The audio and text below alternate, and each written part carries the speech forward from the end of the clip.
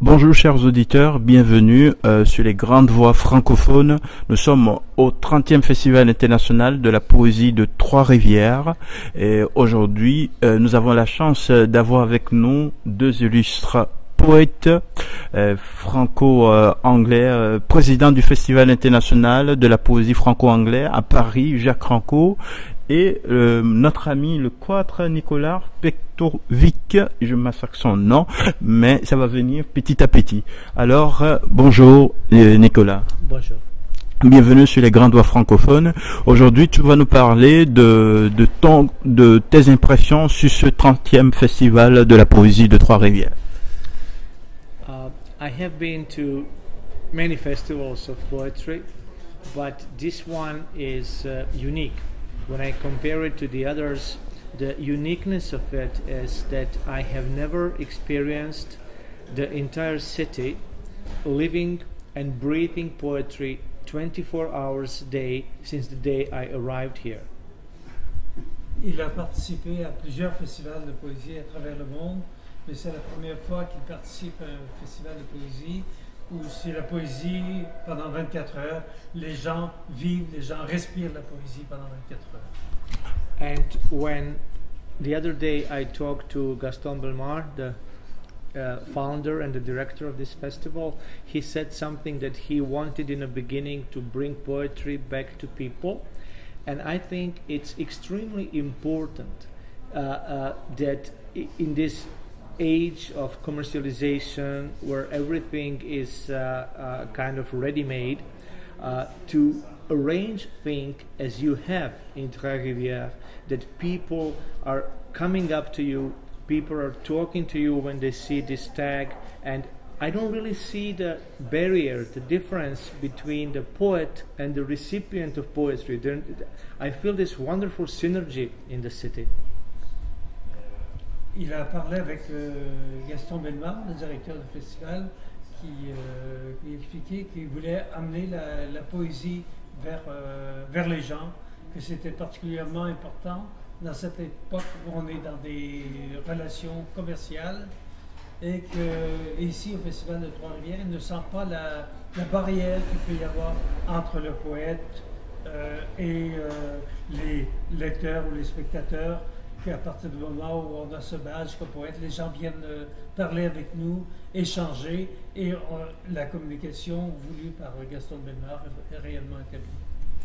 And I also love this babble of languages we have here. We have Portuguese, we have English, we have Croatian, we have Ukrainian, we have all kinds of languages, and it's all about translation in a way.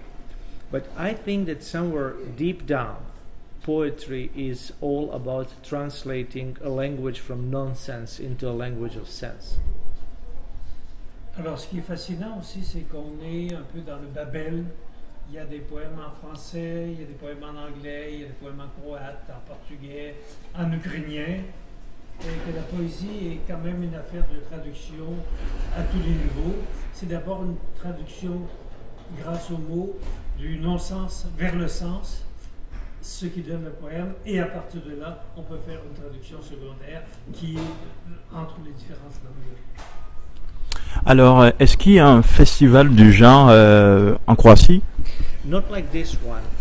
We do have festivals, but none of the festival has the structure and content like this one have. We have shorter festivals, and we do not have this synergy the way it is done here. For example, one of the things that impressed me the most was all these poems hanging in the parks. And then you see people just walking by and you see somebody reading a poem. It's a wonderful thing. In the middle of the city, you see a person alone with a poem and there is no mediator in between. I think it's fantastic. Oui, il y a des festivals de poésie en Croatie, mais pas aussi longs que celui d'ici, qui peuvent durer entre 3 et 5 jours. Mais ce qui est fascinant ici, c'est de voir, entre autres choses, des poèmes qui sont suspendus sur des cordes à linge dans le parc, et de voir des gens qui sont là, une personne devant un poème, sans médiation, sans rien d'autre, et qui lit un poème. Il se passe quelque chose de magique.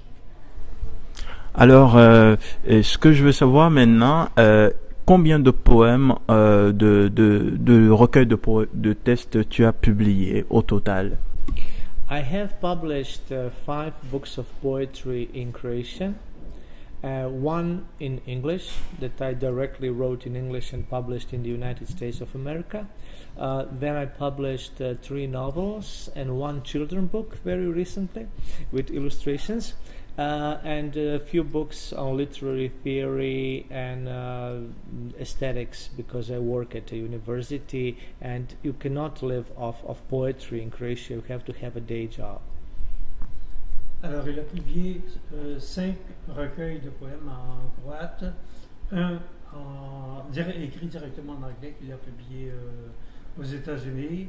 Il a publié également 3 romans. Il a publié aussi des essais de théorie littéraire. Il enseigne à l'université. Et pour ce comme ici d'ailleurs, petite parenthèse, pour gagner sa vie, on ne peut pas vivre que de la poésie. Il enseigne à l'université des cours de théorie littéraire. Et donc il fait des publications dans ce domaine-là également. Alors, que penses-tu de la poésie? Est-ce que la poésie doit vivre? I think that poetry, I mean, you know, I remember, as I said, my life is only 52 years old. My world is only 52 years old. I don't know what poetry was before, like from this first-hand experience. But I think in this age of not necessarily crisis, but total commercialization, in the age of material values, I think poetry is very, very important. I can't say more important than ever because I don't remember ever, but I think it's very, very important.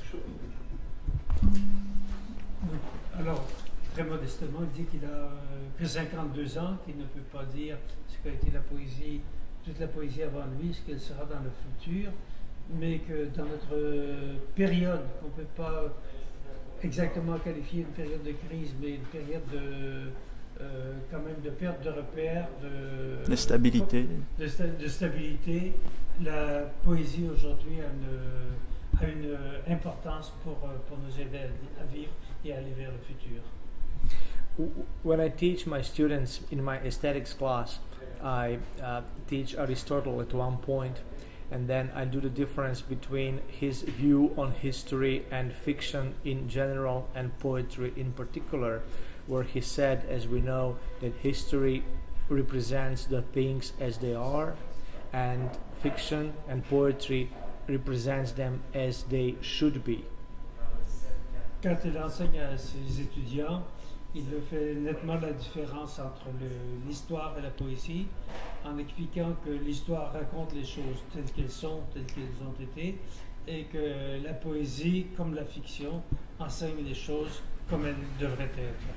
D'ailleurs, en France, on dit que Racine raconte les choses telles qu'elles sont et comme telles qu'elles devraient être.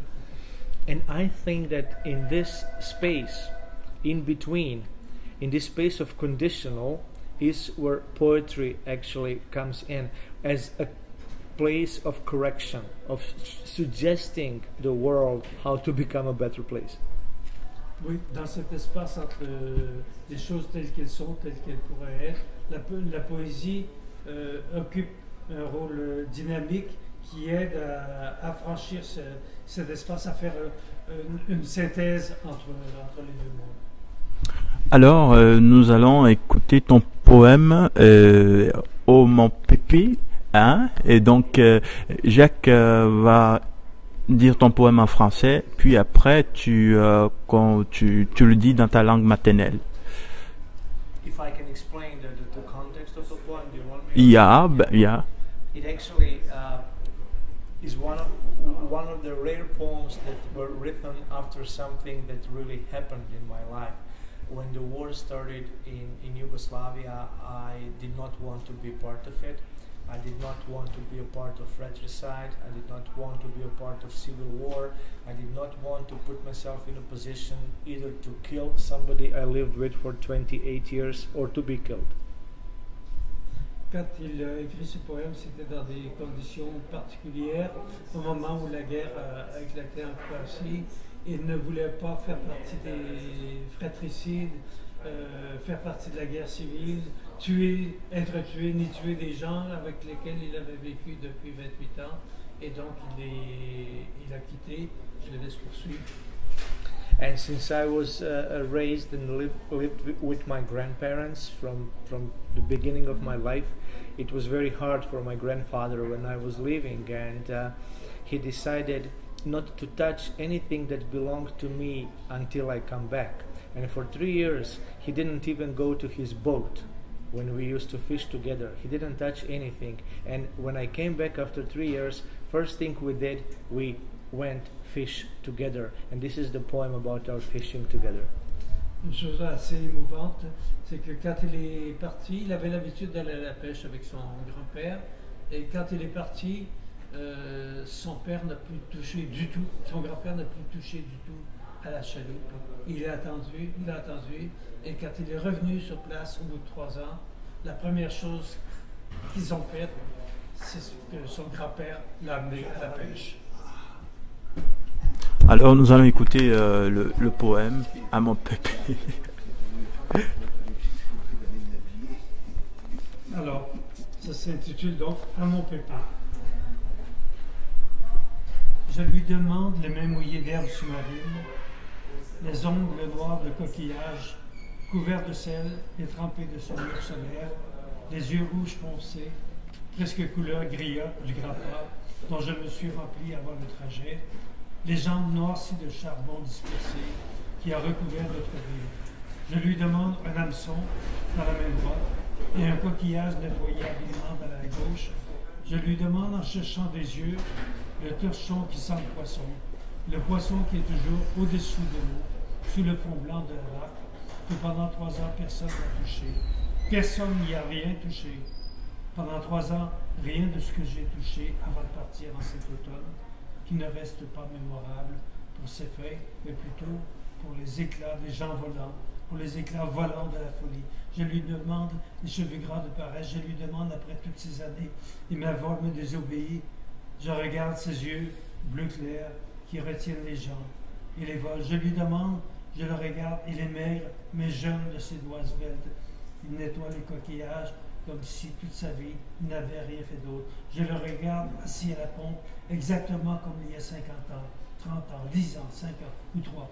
Et je le regarde en train de me regarder, juste le temps qu'il faut pour ne pas être pris par mon regard. Je lui demande, à lui qui m'a tout dit, je lui demande, droit dans le visage, droit dans les yeux, je lui demande, pour que ses oreilles m'entendent, je lui demande, fou de souvenirs, comblé de lui qui vit en moi, je lui demande, Pépé, c'est quand la dernière fois qu'on a fait ça?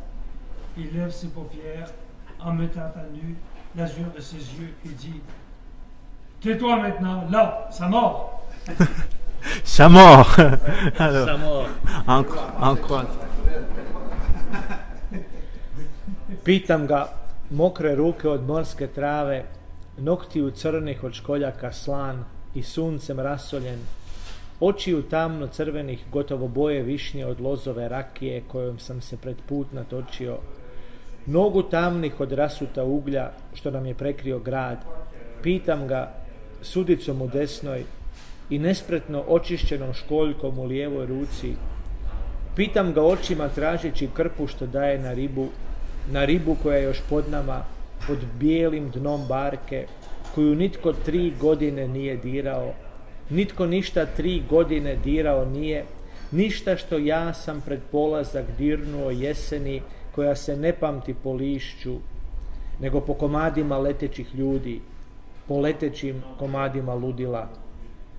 Pitam ga ko se masne od lijenosti, pitam ga nakon toliko godina dok glas me ne sluša, gledam u njegove svjetlo plave oči što pamte i ljude i letove, pitam ga, gledam ga, mršav je ali je mlad i brzim prstima čisti školjke kao da cijeloga života ništa drugo nije radio.